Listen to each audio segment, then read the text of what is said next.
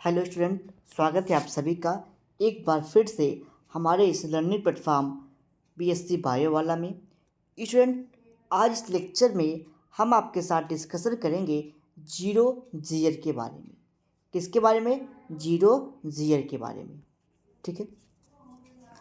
Previous class में मैंने आपको इकोलॉजिकल सक्सेशन यानी कि प्लांट सक्सेशन के बारे में बताया था। मैंने बताया कि जो प्लांट सक्सेशन होता है वो कहाँ होता है।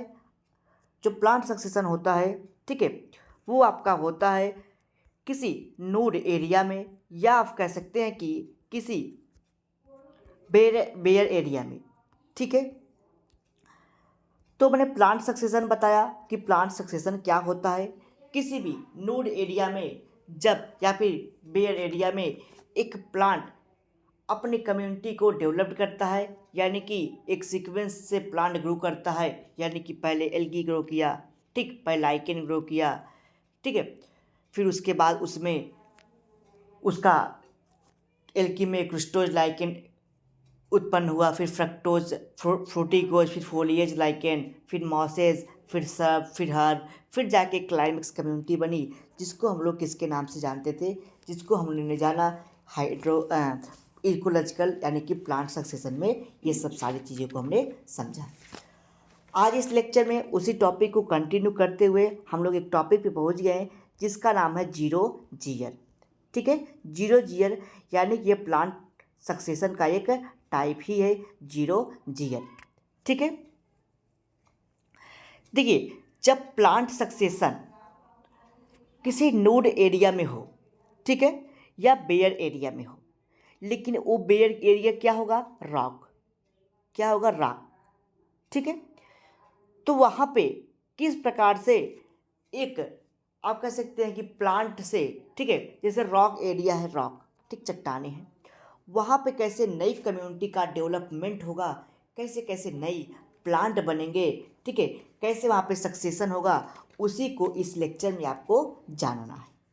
ठीक है। ठीक, जैसे मैंने बताया था, किसी भी प्लेस पे अगर जेरिक हैबिटेट है यानी कि सूखा है, जीरोफिटिक कंडीशन है वहाँ पे, ठीक है, यानी कि सूखा है चारों तरफ, यू कैन से, जैसे चट्टान है, ठीक है, चट्टान है, ठीक है, या बालू है, ठीक है।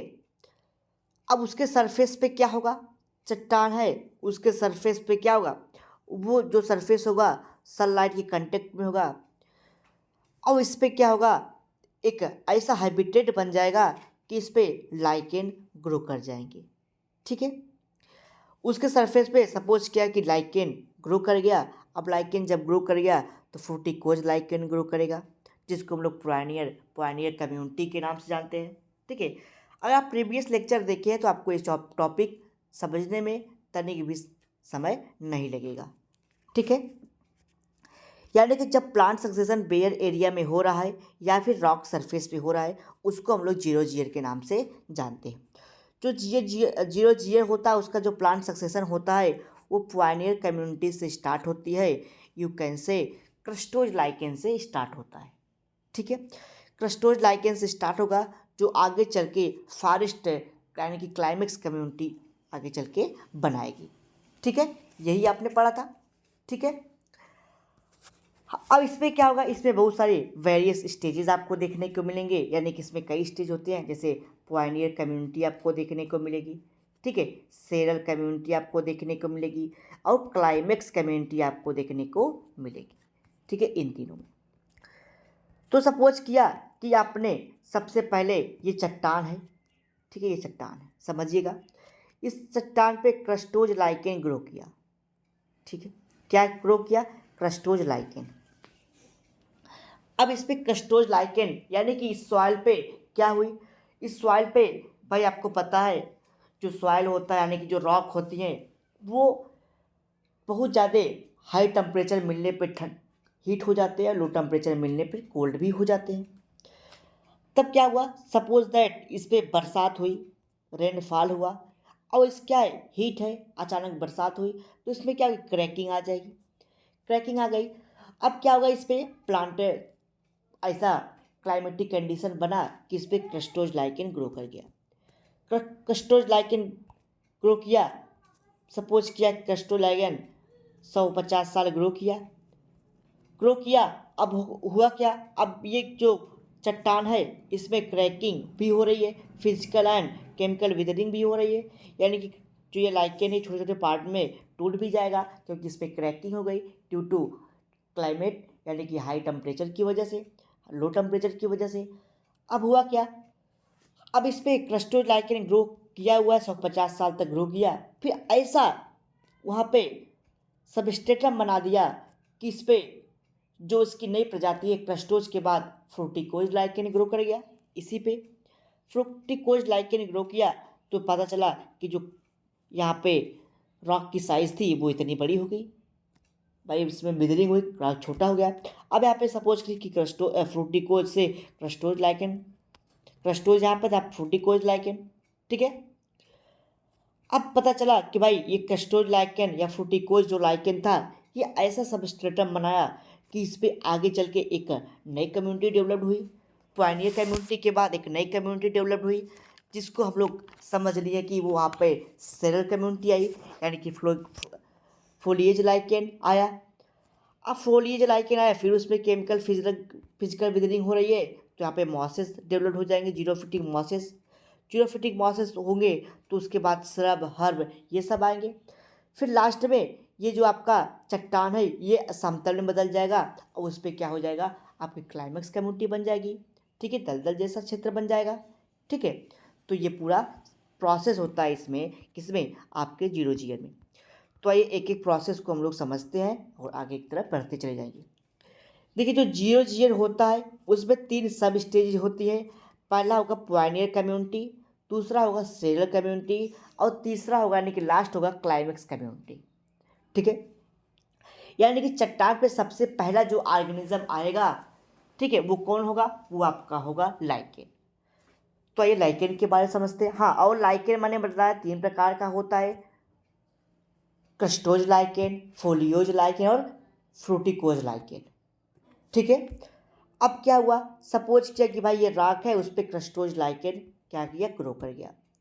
अब समझिए the plant selection on the bare rock standard starts with crustose lichen. Bare rock है, खाली चट्टान है, इसमें कुछ नहीं है, इस पर क्रस्टोज लाइकेन ग्रो कर गया, जैसे राइजोकार्पस, डिनॉफ, ठीक है, ल्यूकोनोरा, ठीक है, ये सब जैसे लाइकेन यहाँ पे ग्रो करेंगे। अब क्या करेंगे, ये क्या होते हैं, ग्रो करेंगे, इसमें क्या होता है, कार्बोनिक एसिड होता है, ठीक है, और चट्टान में क्या होगी, केमिकल और फिजिकल विदरिंग होगी। तो जो ये आपका चट्टान है वो हो सकता है कि छोटे छोटे पार्टिकल में टूट जाए, सॉइल बनेगा उससे, ठीक है। अब क्या हुआ, अब उस पर जो पहली कम्युनिटी ग्रो कर गई क्रस्टोज लाइकेन उसको हम लोग कहते हैं आप कह सकते हैं कि पायनियर कम्युनिटी, ठीक है, पायनियर कम्युनिटी। अब वो क्या हुए, 150 साल तक जिंदा रहें, अपनी लाइफ साइकिल को परफॉर्म किए और जो रॉक की साइज़ थी वो छोटी हो गई। अब क्या होगा, इसमें ये एक ऐसा सबस्ट्रेटम बना देंगे ताकि इसमें फोलियोज लाइकेन ग्रो कर सके, ठीक है। तो वही लिखा गया है, rocks the dead organic matter of lichen becomes mixed with the small rock particle and made the substratum for growth of foliage lichen। चलिए अगला आता है शेयर कम्युनिटी। शेयर कम्युनिटी में क्या होगा, इसमें डिफरेंट वेजिटेशन स्टेज होते हैं, जैसे फोलियोज लाइकेन के लिए या फ्रूटिकोज लाइकेन के लिए क्या हुआ, ऐसा प्लेस बन गया, सबस्ट्रेटम बन गया, जो क्या करेगा वहाँ पे फोलियोज या फ्रूटिकोज लाइकेन को ग्रो होगा, जैसे पाल्मेरिया है, टर्मेटोकार्पेल है, ये सब क्या करेंगे वहाँ पे ग्रो करेंगे। अब जो ये फ्रूटिकोज या फोलियोज लाइकेन होता है ये थैलाई होता है, यानी कि लीफ लाइक स्ट्रक्चर इसमें देखने को मिलता है, फोटोसिंथेसिस क्रिया होती है, ठीक है। ये 150 साल तक जिएंगे और अपनी लाइफ साइकिल कंप्लीट करने के बाद एक ऐसा स्टेज बनाएंगे किसके लिए, मॉसेस के लिए, ब्रायोफाइट के लिए, जीरोफिटिक प्लांट के लिए, ठीक है। तब ये ग्रो करके किसके लिए सबस्ट्रेटम बना देंगे, आपके मॉसेस के लिए। फिर इस पर आपको पता है कि ब्रायोफाइट के बाद ब्रायोफाइट मॉसेस है, जीरोफिटिक ब्रायोफाइट्स है, वो ग्रो करेगा 150 साल तक। अपने लाइफ साइकिल को परफॉर्म करेगा। जैसे फ्यूनेरिया, पैगोनेटम है, पाइट्राइकम है, ठीक है, टर्ट्यूला है, ये सब ग्रो करेंगे। ये अपने ऑर्गेनिक मैटर को डिपोजिट करेंगे उसे जहाँ पे मरेंगे। तो क्या होगा, जो रॉक ऐसे था आगे चल के रॉक ऐसे हो जाएगा, ठीक है। यानी कि ये मरेंगे और वो यहाँ पे केमिकल फिजिकल विदरिंग भी हो रही, चट्टान छोटा भी होता जा रहा है और यहाँ पे अलग अलग प्लांट भी ग्रो कर रहे हैं। अब उसके बाद यहाँ पे हर्ब ग्रो करेगा। यहाँ पे मॉसिस ग्रो किया, मॉसिस ने ऐसा सबस्ट्रेटम बनाया कि हर्ब ग्रो कर सके। 150 साल के बाद हर्ब ग्रो किया।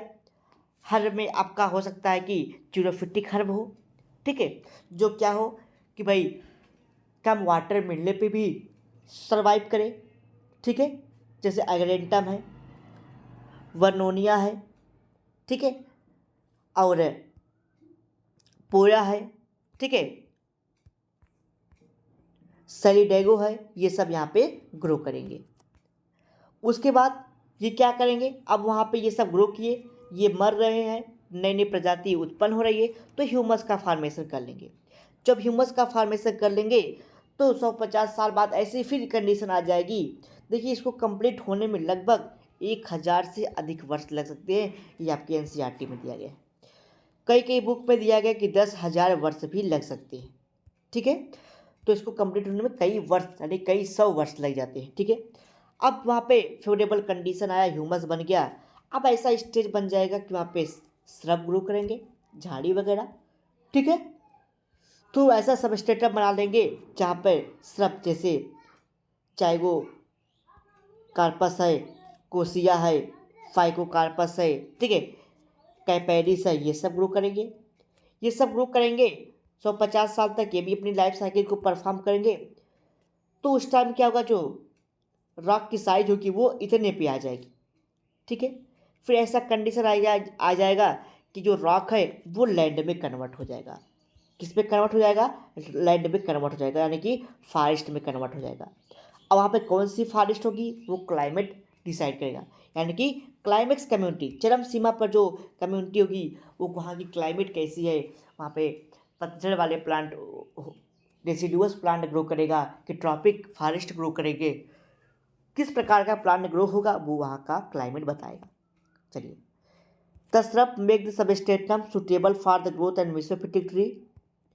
The climax community depend upon the nature of climax in temperate region. Evergreen and coniferous forest developed but tropical region deciduous are developed, यानी कि डिफरेंट टाइप के यहाँ पे प्लांट है ग्रो कर सकते हैं। देखिए, अब इस सारे प्रोसेस को फिगर के माध्यम से बताया गया है, ध्यान से समझिएगा। सपोज करिए ये क्या है, एक चट्टान है, ठीक, इस पे क्रस्टोज लाइकेन, जो इस पे क्रस्टोज लाइकेन यानी कि उस पर एकदम हो गया है, जो क्रस्टोज लाइकेन होता है वो एकदम चिपका हुआ रहता है, किससे, आपके रॉक से। क्रस्टोज लाइकेन सपोज किया कि 50 साल से 100 साल तक ये रहा, अपनी लाइफ साइकिल को परफॉर्म किया। और सॉइल में क्या हो, ये रॉक में फिजिकल केमिकल विदरिंग हो रही है, क्योंकि आपको पता है कि रॉक से ही, चट्टानों से ही क्या बनी है, पृथ्वी बनी है। तो 150 साल तक ये वहाँ पे ग्रो करेगा, ठीक है। तो जो ये क्रस्टोज लाइकेन एक ऐसा वहाँ पे माहौल बना देगा, सबस्ट्रेटम बना देगा कि वहाँ पे फ्रूटिकोज लाइकेन और फोलियोज लाइकेन ग्रो कर सके। जो फोलियोज और फ्रूटिकोज लाइकेन होते हैं वो लीफ जैसी उसकी प्रॉपर्टी होती है, यानी कि फोटोसिंथेसिस प्रोसेस कर सकता है, अपना भोजन स्वयं बना सकता है, इन जैसे वहाँ पे जो कि देखने को मिलता है। तो केमिकल फिदरिंग होगी, जो चट्टान इतना बड़ा था ये छोटा होता चला जाएगा, ठीक है। तो फोलियोज लाइकेन ग्रो किया। जो पहली कम्युनिटी क्रस्टोज लाइकेन ग्रो की, इसको हम लोग कहते हैं इसको हम लोग कहते हैं आपका पॉइनियर कम्युनिटी।